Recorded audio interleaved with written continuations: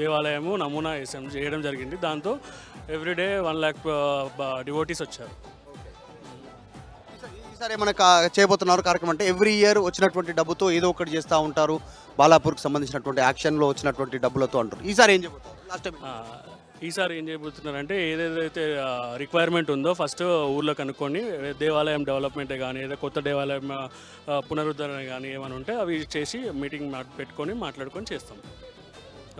చూస్తూ ఉన్నాం అంటే బాలాపూర్కి సంబంధించినటువంటి స్వర్ణగిరి సెట్ వేశారు. ఈసారి గతంలో కంటే ప్రతి ఏదో ఒక సందర్భంలో ఒక సెట్ వేస్తూ ఉంటారు, స్వర్ణగిరి సెట్ వేసినటువంటి సిచ్యువేషన్. ఈసారి యాక్షన్లో చాలామంది పాల్గొంటారు. కొద్దిసేపట్లోనే బాలాపూర్ సంబంధించినటువంటి లడ్డు ఆప్షన్ స్టార్ట్ కానుంది. ఇదే ప్రాంతంలో మనం ఉన్నట్టు ప్రాంతంలో చూస్తూ ఉన్నాము ఏర్పాట్లు జరుగుతున్నటువంటి విజువల్స్. ఎగ్జాక్ట్లీ ఇక్కడికి బాలాపూర్ గణేశుడు తిరిగి గ్రామం అంతా తిరిగి ఇక్కడికి వస్తారు. ఇక్కడికి రాగానే వేలంపాట ప్రారంభమవుతుంది. వేలంపాటకి సంబంధించినటువంటి దాంట్లో చాలామంది ఈ వాహనంలోనే ఇక్కడ నుంచి పాల్గొంటారు. వాళ్ళంతా కూడా యాక్షన్లో వాళ్ళ పేర్లు చెప్పాల్సి ఉంటుంది. మొదటగా వాళ్ళకి సంబంధించి లడ్డు తయారు చేసినటువంటి వ్యక్తి ఉన్నారు. ప్రతిసారి లడ్డు సమర్పించేటువంటి వ్యక్తి. అన్న నమస్తే, ఈసారి కూడా లడ్డు మీరే సమర్పించారా? ఏం చెప్తారు చివరికి? ఆ లడ్డు చేసే అవకాశం దక్కడం అదృష్టం అండి, మాటల్లో చెప్పలేం. ఈరోజు కూడా బాధగా ఉంది, ఎందుకంటే 11 రోజులు దేవుడి ముందు కూర్చుని పూజలు చేసి వీళ్ళందరూ మిస్ అవుతున్నాం. ఆ భగవంతుని కోరుకునేది ఏంటంటే యుద్ధాలు రాకూడదు, కరోనా లాంటి వ్యాధులు రాకూడదు, అందరూ సుభిక్షంగా ఉండాలి. బాలాపూర్ అనగానే ఖాళీ గణేష్ కంటే లడ్డు వేలం పాటనే అత్యంత ఇంట్రెస్ట్ జనాలంతా, రాష్ట్ర ప్రజలంతా కూడా.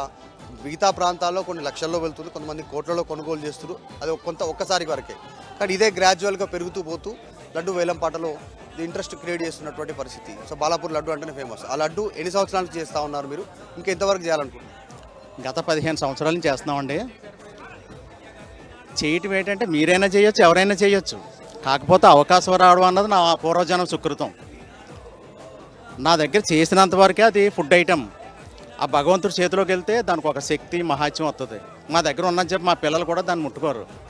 వీళ్ళు ఎవరు, మా కుర్రోళ్ళు ఎవరు ఫోటోలు తీయించుకోరు. ఇక్కడికి వచ్చేటికి అందరూ మీద పడుతూ ఉంటారు. అంటే దానికి ఒక ఆకర్షణ, ఈ స్థల ప్రభావం అండి. అది మనం చేసినందువల్ల కాదు. ఇదేంటంటే ఈ బాలాపూర్ వాళ్ళు చేసుకున్న పుణ్యం. దీనికి ఏమైనా నిష్టతో చేస్తారా లడ్డు? ఎంత టైం పడుతుంది? దాంట్లో స్పెషల్ ఏంది? లడ్డు స్పెషల్ ఒక రోజు ముందు చేస్తామండి, 1 గంటలో చేసేయచ్చు అది. కాకపోతే ఏంటంటే మన కారులో తెచ్చేటప్పుడు ఊరేగింపుగా తెస్తాం, అదేమన్నా మెల్ట్ అవుతుంది అనమాట. అందుకని 1 రోజు ముందర చేస్తే డ్రై అవుతుంది. సో మన కమిటీ వారు చెప్పిన వెంటనే 1 గంటలో తెచ్చేస్తాం. తయారీ ఎట్లా? తయారీకి సంబంధించినటువంటి విషయం శనగపప్పు ఎండబెడతాం. అంటే మామూలుగా అయితే మనం మిల్లులో ఆడిస్తాం, అలా కాకుండా మేమే దంచుకుంటాం. దంచుకుని మామూలుగా అయితే నీళ్ళు కలుపుతారు, ఇందులో పాలు కలుపుతాం.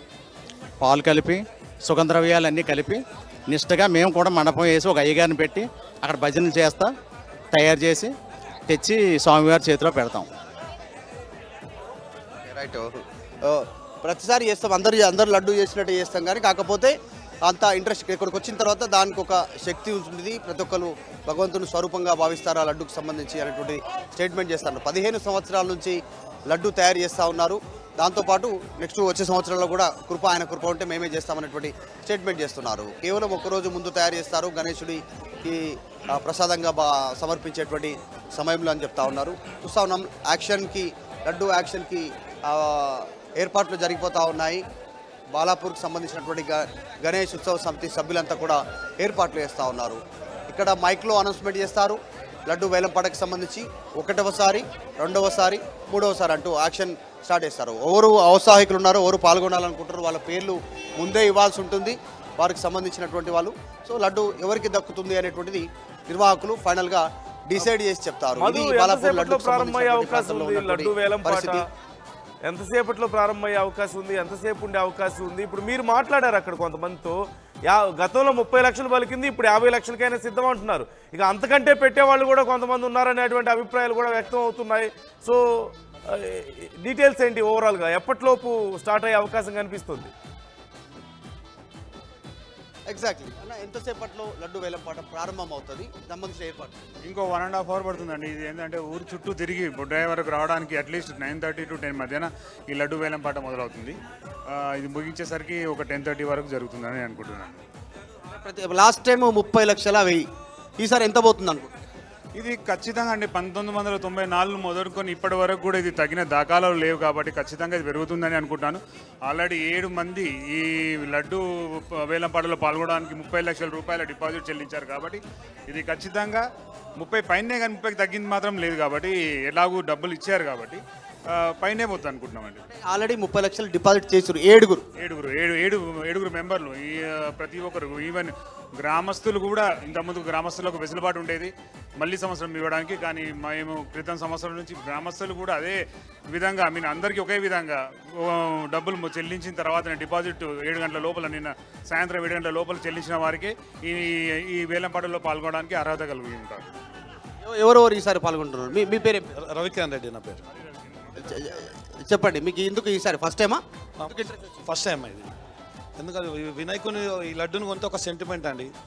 ఇంతవరకు కొన్న వాళ్ళందరూ ఏదైనా ఆరోగ్యం అనుకోండి, ఐశ్వర్యం అనుకోండి, ఏ విధంగా రాజకీయం అనుకోండి, ఏదైనా అన్ని కలిసి వచ్చాయి.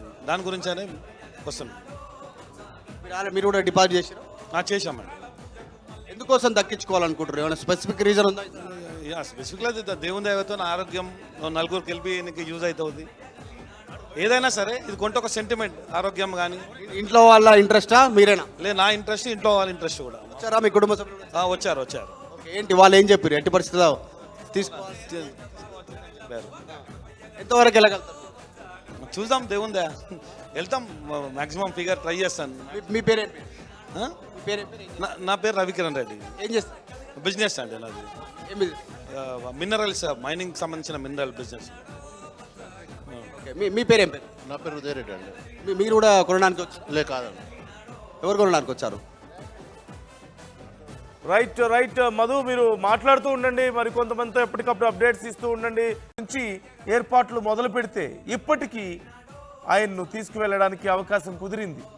అంత భారీ విగ్రహాన్ని వీధుల వెంట తీసుకెళ్తుండగా, చుట్టూ జన సందోహం ఉండగా, భక్త సందోహం ఉండగా, పిల్లలు పెద్దలు అందరూ, మహిళలు అందరూ ఉండగా ఇంత భారీ విగ్రహాన్ని తీసుకువెళ్ళడం అంటే సాధారణ విషయం కాదు.